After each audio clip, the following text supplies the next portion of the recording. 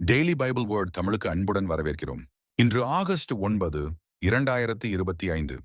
பொதுக்காலம் 18ஆம் வாரம், சனிக்கிழமை. மத்தேயு எழுதிய தூய நற்செய்தியிலிருந்து வாசகம். அதிகாரம் 17. இறைவார்த்தைகள் 14 முதல் 20 வரை. அக்காலத்தில் இயேசுவும் சீடர்களும் மக்கள் கூட்டத்தினரிடம் வந்தபோது ஒருவர் இயேசுவை அணுகி அவர் முன் முழந்தாள் படியிட்டு, ஐயா, என் மகனுக்கு இரங்கும்.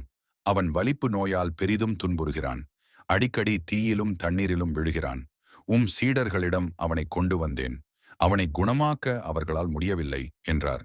அதற்கு இயேசு, நம்பிக்கையற்ற சீரழிந்த தலைமுறையினரே, எவ்வளவு காலம் நான் உங்களோடு இருக்க இயலும்? எவ்வளவு காலம் நான் உங்களை பொறுத்து கொள்ள இயலும்? அவனை என்னிடம் இங்கே கொண்டு வாருங்கள் என்று கூறினார். கொண்டு வந்ததும் இயேசு அப்பேயை கடிந்து கொள்ளவே அது அவனை விட்டு வெளியேறியது. அந்நேரமே சிறுவன் குணமடைந்தான். பின்பு சீடர்கள் தனிமையாக இயேசுவை அணுகி வந்து, அதை ஏன் எங்களால் ஓட்ட இயலவில்லை என்று கேட்டார்கள். இயேசு அவர்களை பார்த்து, உங்கள் நம்பிக்கை குறைவுதான் காரணம். உங்களுக்கு கடுகளவு நம்பிக்கை இருந்தால் நீங்கள் இம்மலையை பார்த்து இங்கிருந்து பெயர்ந்து அங்கு போ என கூறினால் அது பெயர்ந்து போகும். உங்களால் முடியாதது ஒன்றும் இராது என நான் உங்களுக்கு சொல்லுகிறேன் என்றார். இது ஆண்டவரின் அருள்வாக்கு. இறைவா, உமக்கு நன்றி. செய்தி வார்த்தைகளுக்கு daily Bible words Tamil channel subscribe பண்ணுங்க. இந்த வீடியோவை லைக் செய்யவும், ஆமேன் என்ற வார்த்தையை பதிவு செய்யவும் மற்றும் உங்கள் நண்பர்கள் மற்றும் குடும்பத்தினருடன் பகிர்ந்து கொள்ளுங்கள்.